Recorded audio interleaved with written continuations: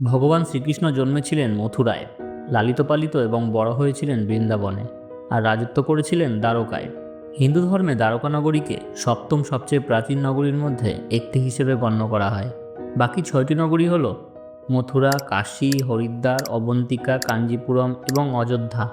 কিছু লোক দ্বারকাকে দ্বারাবতী, কুশস্থলী, অনর্তক, গোমতী দ্বারকা এবং চক্রতীর্থ নামেও চেনেন। প্রশ্ন সবার মনেই জাগে, কারণ যে দিব্য নগরী ভগবান শ্রীকৃষ্ণ স্বয়ং তৈরি করেছিলেন এবং যে জায়গার রক্ষাকর্তা স্বয়ং ঈশ্বর, শ্রীকৃষ্ণের মৃত্যুর পর এমন কী ঘটেছিল যে এই গোটা নগরী জলের নিচে তলিয়ে গিয়েছিল? এই সমস্ত কিছুই আমরা জানবো আজকের এই ভিডিওতে। তাই ভিডিওটি শেষ পর্যন্ত দেখার জন্য এবং চ্যানেলে নতুন হলে সাবস্ক্রাইব করে আমাদের পাশে থাকার জন্য অনুরোধ রইল।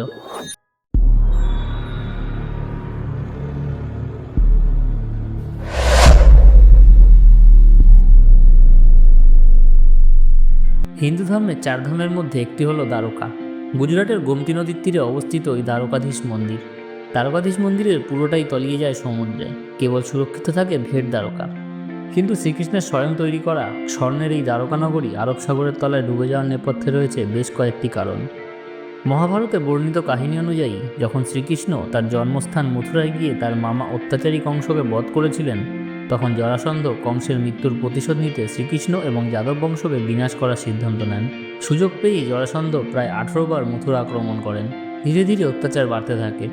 যাদব বংশীয়দের কল্যাণের কথা ভেবে এবং অসংখ্য সেনার বলিদান শ্রীকৃষ্ণ সহ্য করতে না পেরে তিনি মথুরা ছেড়ে চলে যাওয়ার সিদ্ধান্ত নেন। মথুরা থেকে বেরিয়ে কুশস্থলীর কাছে পশ্চিম উপকূলে তিনি এমন একটি নগরের স্থাপন করেন যা বিশাল এবং সুসংগঠিত ছিল। ভগবান শ্রীকৃষ্ণ দেব বিশ্বকর্মাকে এই দুর্ভেদ্য শহর নির্মাণের নির্দেশ দেন। ভগবান বিশ্বকর্মা এই দুর্ভেদ্য শহর নির্মাণের জন্য 12 যোজন দীর্ঘ প্রসারিত জমির প্রয়োজনের কথা জানান শ্রীকৃষ্ণকে। তখন শ্রীকৃষ্ণ সমুদ্রদেবকে আহ্বান করেন এবং 12 যোজন দীর্ঘ প্রসারিত জমি দেওয়ার জন্য প্রার্থনা করেন। সমুদ্রদেব শ্রীকৃষ্ণের অনুরোধ রাখেন এবং অবিলম্বে প্রয়োজনীয় পরিমাপ জমি প্রদান করেন, যার ওপর দেব বিশ্বকর্মা কাজ শুরু করেন। দেবতাদের নির্মাণকর্তা স্বয়ং বিশ্বকর্মা নির্মিত এই নগরীর নামই ছিল দ্বারকা নগরী। বলা হয়ে থাকে শ্রীকৃষ্ণের দ্বারকা নগরী ছিল কঠিন সুরক্ষায় মোড়া, যার সৌন্দর্য ছিল অসম্ভব সুন্দর। এই নগরীতে প্রায় 900 প্রাসাদ নির্মিত ছিল। এই প্রাসাদগুলির মধ্যে হাজার হাজার বাড়ি নির্মিত ছিল। কঠিন সুরক্ষায় ঘেরা এই দ্বারকায় পৌঁছাতে গেলে বড় বড় জাহাজের ব্যবহার করা হতো। শহরের প্রতিটি প্রাসাদ সোনা, পান্না এবং নানান রকমের মূল্যবান রত্ন খচিত ছিল, যা দ্বারকার সৌন্দর্যকে আরও দ্বিগুণ করেছিল। এর জন্যই দ্বারকাকে সুবর্ণ দ্বারকাও বলা হতো। এত মনোমুগ্ধকর সৌন্দর্য আজ সমুদ্রগর্ভে বিলীন হয়ে গিয়েছে। 125 বছর বয়সে যখন শ্রীকৃষ্ণ গভীর জঙ্গলে তার নশ্বর দেহ ছেড়ে চলে যান, তখন দ্বারকার সমুদ্রপৃষ্ঠের উচ্চতা হঠাৎই বেড়ে যায় এবং বিশাল সুনামিতে গ্রাস করে সমগ্র দ্বারকাকে। পৌরাণিক কাহিনীতে দ্বারকা নগরীর সমুদ্রের নিচে বিলীন হয়ে যাওয়া নিয়ে দুটি ঘটনার উল্লেখ পাওয়া যায়। প্রথমটি মাতা গান্ধারীর শ্রীকৃষ্ণকে দেওয়া অভিশাপ এবং দ্বিতীয়টি হলো ঋষিদের দ্বারা শ্রীকৃষ্ণের পুত্র সাম্যকে দেওয়া অভিশাপ। মহাভারতের কাহিনী অনুযায়ী 18 দিন ধরে চলা কুরুক্ষেত্র যুদ্ধে কৌরবদের পরাজিত করার পর যখন হস্তিনাপুরে যুধিষ্ঠিরের রাজতিলকের আয়োজন করা হচ্ছিল, তখন কৌরবদের মাতা গান্ধারী শ্রীকৃষ্ণকে ভুল বোঝেন। তার 100 পুত্রের মৃত্যুর জন্য শ্রীকৃষ্ণকেই দায়ী করেন এবং মাতা গান্ধারী মনে করেন ষড়যন্ত্র করে শ্রীকৃষ্ণ তার সকল পুত্রকে পাণ্ডবদের দিয়ে হত্যা করিয়েছে। তাই শতপুত্রের জননী গান্ধারী নিঃসন্তান হয়ে পুত্রশোক সহ্য করতে না পেরে কৃষ্ণকে অভিশাপ দেন। যেভাবে গান্ধারী নিজের সামনে তার বংশের পুত্ররা একে অপরের সাথে লড়াই করে প্রাণত্যাগ করেছে, ঠিক সেভাবেই শ্রীকৃষ্ণ তার যদুবংশকে চোখের সামনে একে অপরের সঙ্গে লড়াই করে ধ্বংস হয়ে যেতে দেখবে এবং শ্রীকৃষ্ণের মৃত্যুর সাথে সাথে দ্বারকা নগরী সমুদ্রে বিলীন হয়ে যাবে।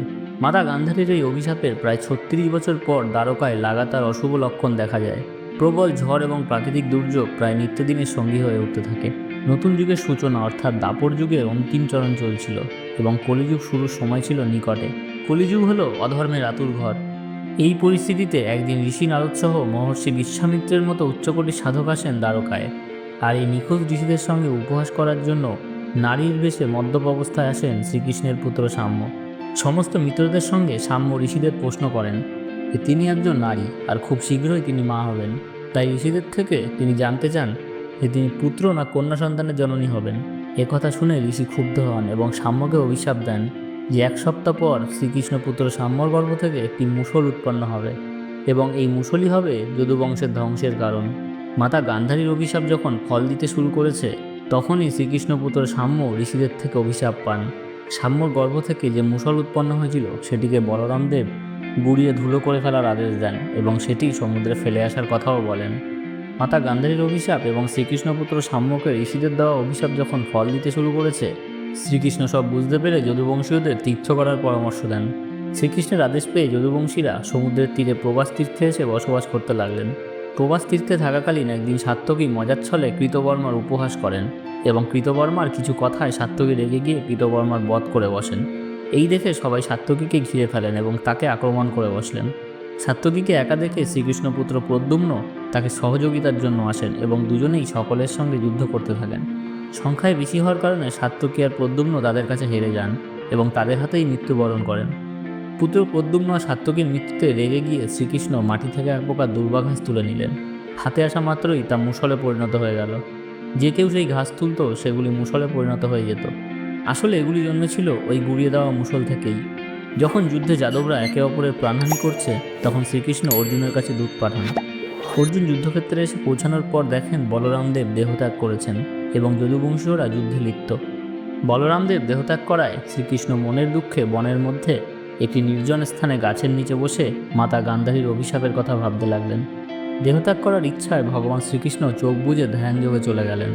ঠিক সেই সময় জরা নামক এক শিকারী হরিণের শিকার করতে করতে সেখানে এসে পৌঁছালেন। শিকারী শ্রীকৃষ্ণের চরণকে হরিণের শরীর ভেবে তীর চালালেন। সেই তীর গিয়ে বিদ্ধ হল শ্রীকৃষ্ণের পায়ে।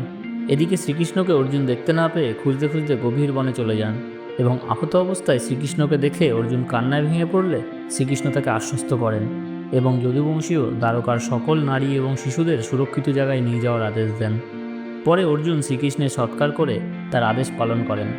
অর্জুন দ্বারকাবাসীদের নিয়ে ইন্দ্রপ্রস্থে পৌঁছানোর কিছু সময় পরেই বিশাল সুনামিতে সমস্ত দ্বারকানগরী তলিয়ে যায় জলের নিচে। 1930 সালে দ্বারকা থেকে 30 কিলোমিটার দূরে ভেট দ্বারকায় খনন কার্য শুরু করা হয় এবং 1979 সালে খনন করার পর কিছু মাটির পাত্র এবং কিছু প্রাসাদের খোঁজ পায় বিজ্ঞানীরা। প্রত্নতাত্ত্বিকরা 500টিরও বেশি জিনিসপত্র, পাথরের খণ্ড এবং স্তম্ভ খুঁজে বের করেন। এরপর 2005 থেকে 2007 সালের মধ্যে the archaeological survey of India একটি নিখুঁত খনন কার্য চালায় এবং প্রাচীন দ্বারকার সন্ধান পান যা মহাভারতে উল্লেখ করা দ্বারকার স্থানের সাথে সম্পূর্ণ মিলে যায়। অর্থাৎ যুগপুরুষ ভগবান শ্রীকৃষ্ণের প্রস্থানের সাথে সাথে একটি স্বর্ণযুগ ডুবে গিয়েছিল আরব সাগরের তলায়। তবে শ্রীকৃষ্ণের দ্বারা নির্মিত ওই দ্বারকার নগরী হিন্দু পুরাণ এবং ইতিহাসের অত্যন্ত তাৎপর্যপূর্ণ একটি স্থান, যা প্রত্নতাত্ত্বিক এবং ভক্তদের কল্পনাকে আজও ধরে রেখেছে।